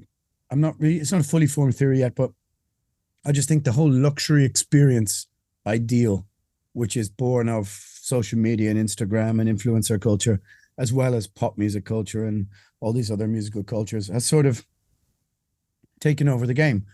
And it's, how can we say, it's sort of removed. It's also one of the reasons why rock and metal and all these other countercultures, once countercultures, are not popular anymore, because they don't, they've been removed from the conversation. They don't resonate in the same way financially or whatever, not your Metallicas, whatever, you know what I mean? I'm not sure if that really made any sense, but it's a theory, But Metallica is able to get around that because they're a legacy act. Like how can somebody become that next? They can't. Oh, no, yeah, okay. No, what I'm trying to say, okay, maybe I didn't explain that very well. What I'm trying to say is that rock and metal or punk or whatever, these are bands that toured heavily to get where they are, maybe in the 80s and the 90s. That's not what most mainstream pop music ever did to get where they are. It was by other means. So the respect that live music shows where it came from now has been almost completely removed, because Ticketmaster also own tiny venues as well. They own everything. Yes. You know? And they go, no, you're not getting in here either. And you're going to pay this much for a drink and you're this, that, and the other, So that's kind of what I'm trying to get at. I don't know if it makes any sense though. I think what you're getting at feeds back into that whole cyberpunk dystopia we're moving into. That you got this global international corporation. Can I get an eye patch for that maybe? Or sorry, go on. Yeah, like we got the cyberpunk dystopia, but we don't get the sweet robot arms. We don't get the good part of it. We only get the bad. I tell you, I'm in need of a new hip anyway, so I hope for that. Elon, send me a new hip. I need it from Play Football. I'm sorry. No, I know. Well, I'm not sure I know what you mean, but expand on your theory. So they own everything. You're talking about they even own the small venues. I didn't know the extent of which venues they own, because they don't change the names. It's crazy. They leave the names the same. Yeah. But then if you tour and you have a contract, or if you're like me and you show up to do photography, you find out like, oh, this is a Live Nation venue. Yeah. Because there's different rules. Yeah. I didn't know it was a Live Nation venue because they didn't change the name. They left it that same mom and pop name that it was 50 years ago. Yeah. So, but they own everything, and you're going to drink their booze, and you're going to do all the and the bands are going to give them merch cuts. They experimented with removing the merch cuts for a season last year. We all cheered, but it's right back to status quo. Yeah, do you remember they did a thing where they said, "Hey, we're going to give touring bands a little like a sort of financial bonus," and everybody talked about it. Did that ever even happen? It happened, but it was a pilot program. Like, sure, I would like to find out if it was successful. Yeah, because it got them a lot of good press at the time. Yeah, and I thought that's quite. I mean, they're subsidizing small bands doing small venue tours, and I thought, wow, they're not going to continue that, surely, giving them $400 every. Compensatory, stuff to play in small venues. I'd like to know, is that still happening? I wonder, because all the bands are saying it's too expensive to tour now. Yeah, it is. And if you want to have a business of putting on concerts, and the bands are saying we can't come, Well, I'll give you a good example. Is that Primordial is playing festivals in Europe this summer, and one in the end of August. I'm not going to tell you which, but we're flying from one European capital city back home to Dublin. And the single flight home is €695 each. That's not even out. So our outgoing flight costs for this festival could be €5,000. No, hang on. Yeah, over €4,000. And even if we were charging, let's say, almost twice as much as our fee from 6 years ago, with new taxes and we'd still be coming out with less money. Like one capital city in Dublin to another, 695 for a single. I mean, in 10 years ago, this probably would have been 109, 89, 129. It's just, this is, again, we're talking about, goes back to what we're talking about in politics and all that kind of stuff. The cost of living crisis, or the idea that governments propped up the airlines during lockdown, and none of the costs or savings are now being passed on to the customer. And now they've gone, well, fuck it. Just leave every flight at 3, 4, 5, 600 euro. It's a luxury. Fuck you. Yeah. Doing anything. Yeah, yes, exactly. Yeah. And so Elon is a proponent of universal basic income. And that sounds great to the socialists minded people. Like, yeah, they should just give us money, right? But why does Elon, who is obviously not a socialist, why does he support this? It's because he's going to automate all the jobs away. And so that's sort of the frame of mind that I had when I talked about Live Nation, maybe giving musicians a stipend. It's like, if you're going to have a business, you got to have product. So, I mean, to just briefly to touch on universal basic income, I understand it. I understand the principle of it. And I mean, Ireland is a very generous welfare state.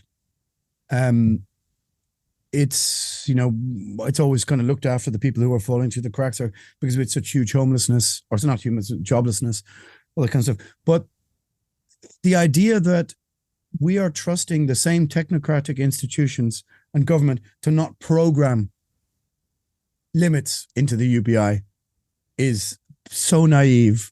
So when I used to hear Joe Rogan talk about it and stuff, he'd be like, Joe, really? You're trusting these institutions to not program parameters into the UBI, such as, hey, you've had too many glasses of wine, sir. Can't buy any more wine with that. Can't eat any more meat with that. Oh, can't travel anymore with that. You've used up your carbon credit footprint emission. You've used up this, you've used up that. The idea that it would just be, free money is just so fucking naive that I can't even get my head around it.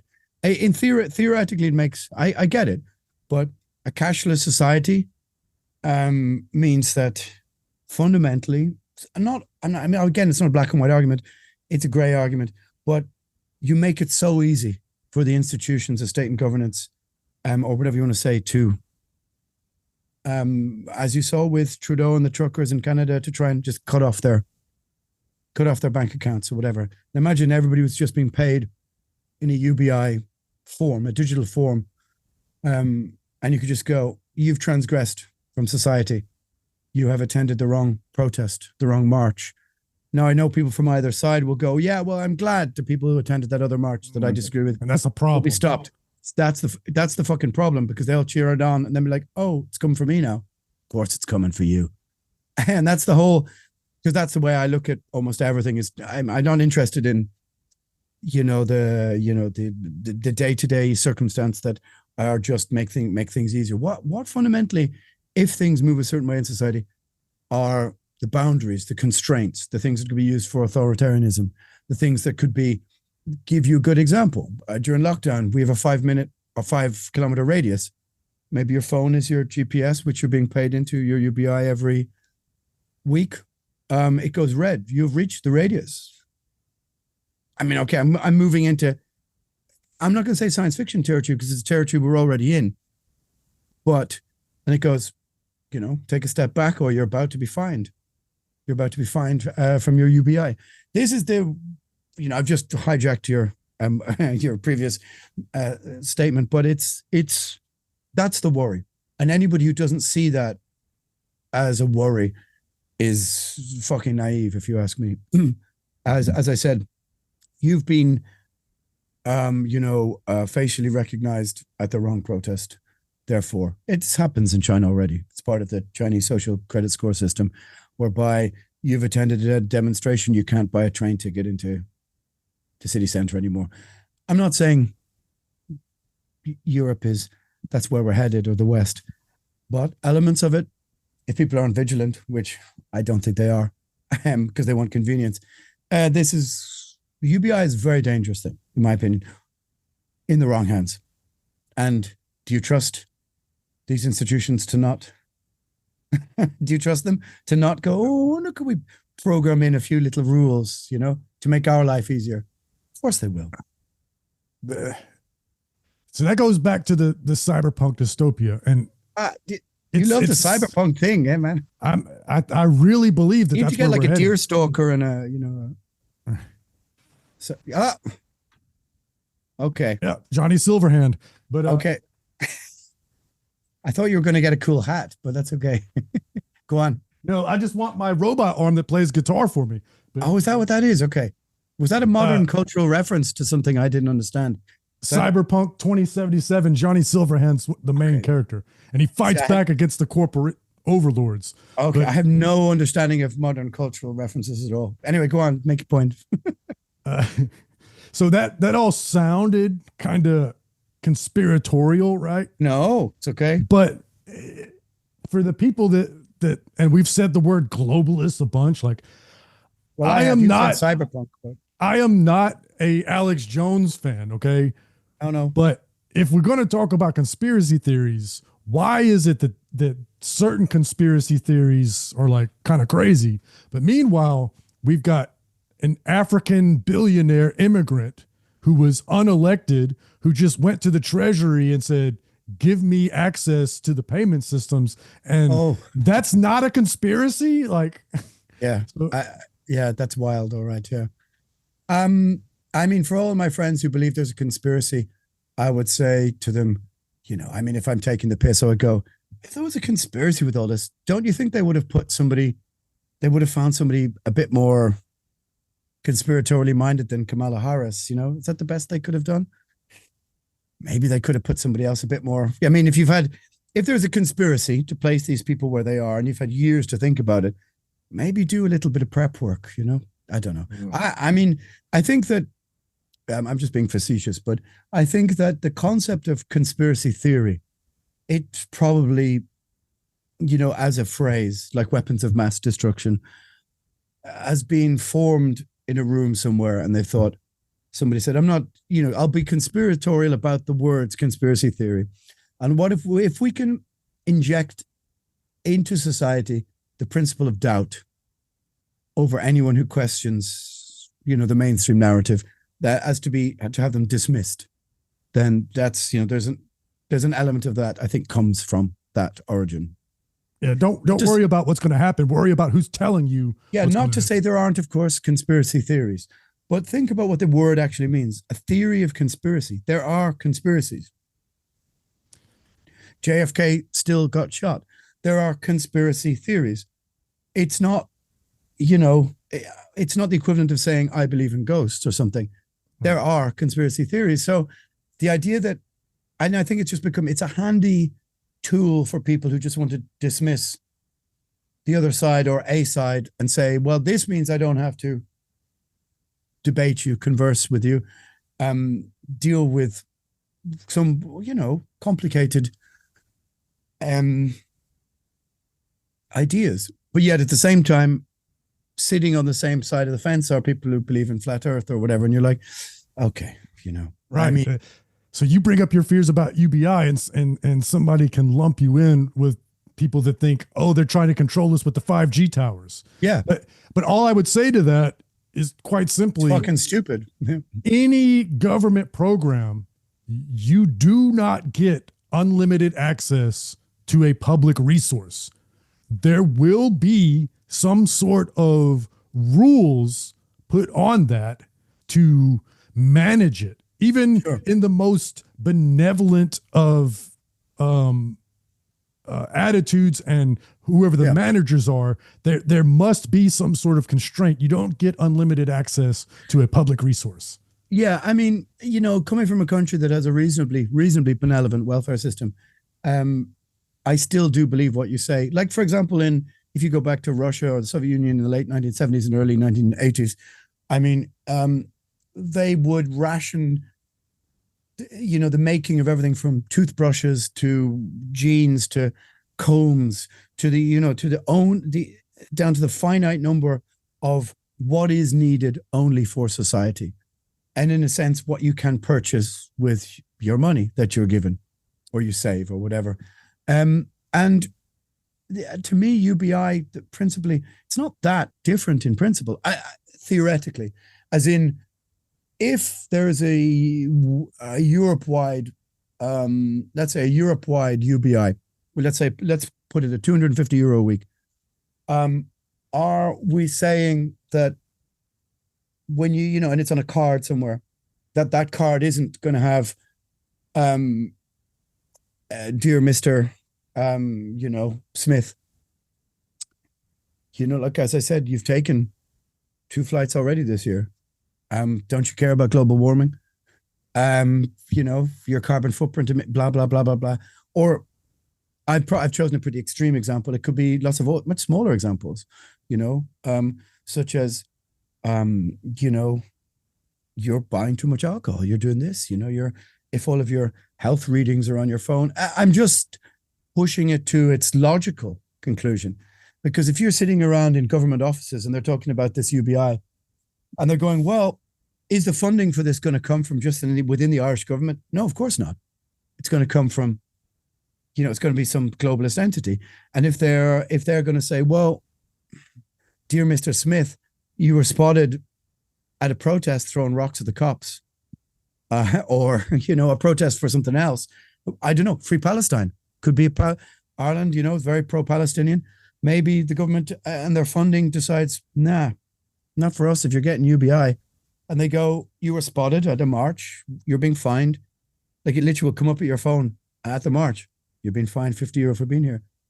Then you stifle protest. So that's where my brain logically goes to these things with. Now, is the bureaucracy of the civil service too incompetent to manage that kind of authoritarianism? My friend was talking about doing a lecture.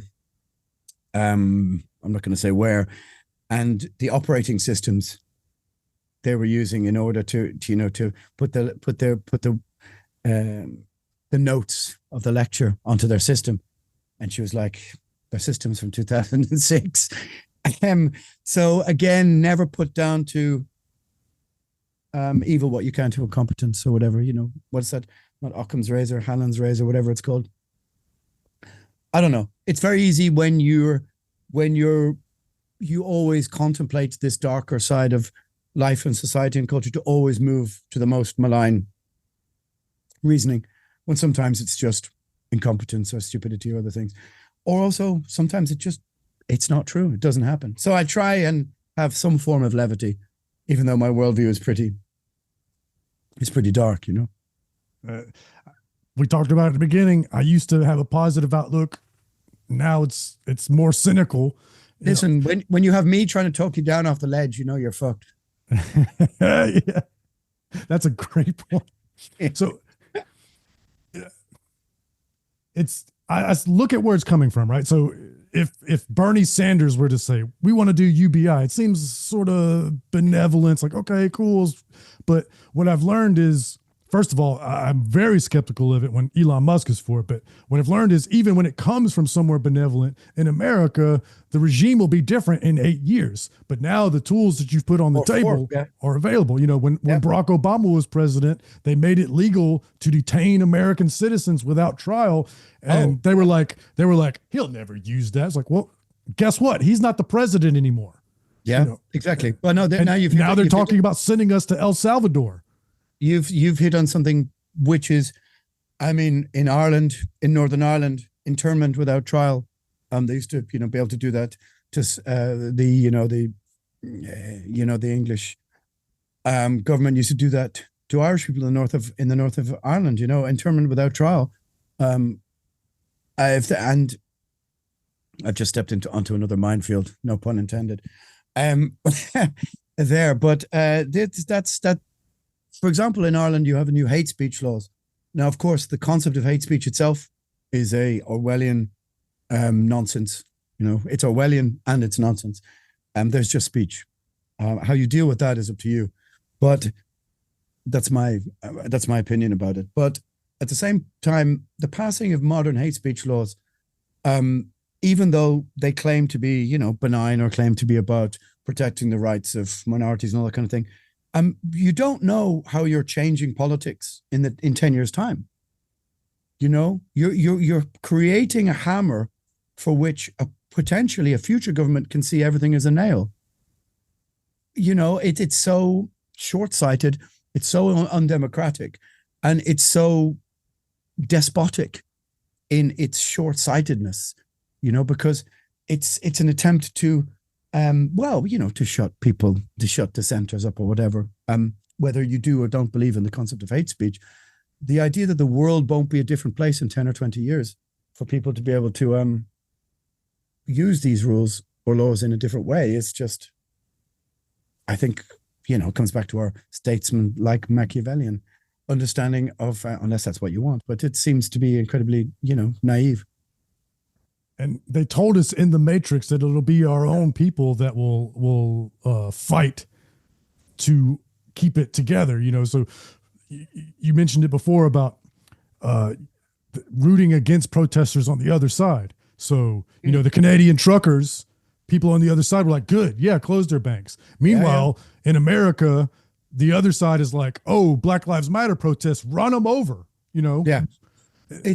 It's just so naive in that, I think fundamentally every government should fear its people. Not every people should fear its government. And I think we need to, that's a very sort of old kind of socialist ideal, I guess, but I believe that in that there should be checks and balances morally on in many respects on government to stop authoritarianism. And if you're naive enough to think, cancel this band, cancel this speaker, cancel this, cancel the other, look, you're not in charge of this. And eventually the nature of what you're supporting will come for the things that you love and you like and the speakers you like. That's the nature of it. Doesn't, and as you just saw, the pendulum swung. As you saw the cronies and toadies around Trump and Mar-a-Lago who were 3 years ago toadying around, the Democrats, they'll swing whichever way the wind is blowing. And so for either side to champion, it gives me this sort of very instant hit of, the small victories. Schadenfreude. Well, Schadenfreude. Okay, maybe, but at the same time, it's like this will come for you. So the Voltaire ideal, which we're on philosophy, heavy metal philosophy. You've got to protect the rights of the people that you disagree with the most, even more so than your own, to allow this balance to occur. Because if you cheer on, oh, they silenced a band I don't like. Well, listen, I'll tell you what, they're coming for your band. And when the wind changes, you'll be on the other side of the argument. It's just historically, it betrays a sense of historical illiteracy to not understand that you can't just triumphantly, shout when the opposition gets silenced like that. Anyway, blah, blah, blah. Who's here? Who's still here? Thankfully, thank you to all the people who are still here, who just came for Injustice for All chat. I'm left with the conclusion that we got here in America, we got the government that we deserve, because every single time George Bush lied us into Iraq, Hillary Clinton claimed that she was dodging sniper fire. The news anchor claimed that he was in 9/11 and got his helicopter shut down. Every single time one of these guys does one of these things that we don't go to their houses with pitchforks. The fact that George Bush is not a pariah in society, it just enables them to keep going. So on the one hand, I feel like we got the government we deserve. But on the other hand, I was shouting from the rooftops, and I'm going to be subjugated by this government. So I can't be happy about it. Don't forget, you do have a lot of guns there, though. They are worried about that. Yeah, I get it. I think that it's a complicated system of checks and balances. And, I do believe that, that, as I said, governments should be wary of the people of overstepping the mark, of overreach. And I think that, especially in the last couple of years, there's been incredible overreaches into people's civil liberties and people's human rights and all this kind of thing. And you're witnessing some of the populist pushback against all of these things, which is currently happening in the West, is a reaction to these things, whether people who supported, who cheered on from the sidelines as their enemies got silenced, eventually the pendulum swings around, unless you can manage to implement an entirely authoritarian state. And I think they're running out of, if you want to end democracy, it's problematic because the West has a complicated history of fighting for, world wars on its soil, for fighting for many different things and its borders and its people and its cultures and all this kind of stuff. And this sort of, if you want to take it, the authoritarian globalist ideal is going to have a hard time yoking an entire continent to these, as you say, technocratic institutions completely. What am I talking about? I should be cut off long ago. Well, I wish that I had some sort of positive thing to end on. This is why I always focus on metal, because I am very cynical about politics. Yeah, sure. I get it. But we got to try and be circumspect and live our lives. I think that it's okay to be indignant and appalled and whatever else, but to just, realize there's a moment where you have to go, the outrage, I'll just shelve it for today. And you've got to try and get on with moments of your life, bring your kids up right or whatever you're going to do, or concentrate on things that bring you some joy. Because fuck me, man. When's the last time people said, let's go out and do something that's fun? Because it seems like a, sort of moral indignation, the idea that you would be able to shelve some of these concerns for a while. I don't know. I think that like I said, if I'm the person who's going to talk you down off the ledge, you're in trouble to begin with, because I built the ledge way back 30 years ago, 25 years ago, to be, pessimistic about these kind of things. But you just can't plug into it every day because it will just drive you mad. Well, I think what I'll do is I will now leave and have listen to the demo intro of Dyer's Eve. That's what you're going to listen to. I will now leave. I will have my scheduled hour of fun for today. Okay. Listen to Dyer's Eve, listen to some Primordial, and then we'll worry about it tomorrow.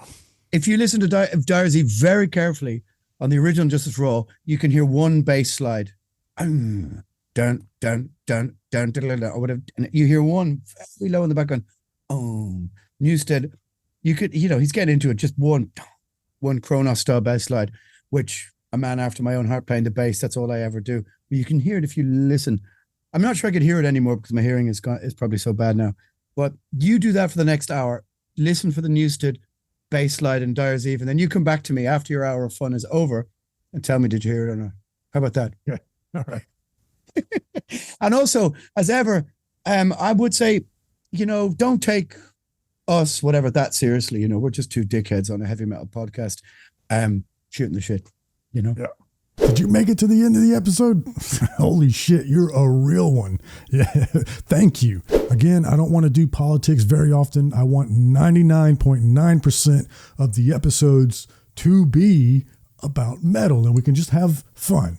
But sometimes politics, philosophy, they blend. This will happen, especially if me and Alan get to talking. So I'm going to close the episode with a Primordial song as the riff of the week, not because me and Alan have sort of become friendly and I like him, but because I love Primordial. I think they're a great band. So here is the riff of the week. Thank you so much. But most importantly, read philosophy, listen to metal. I love you.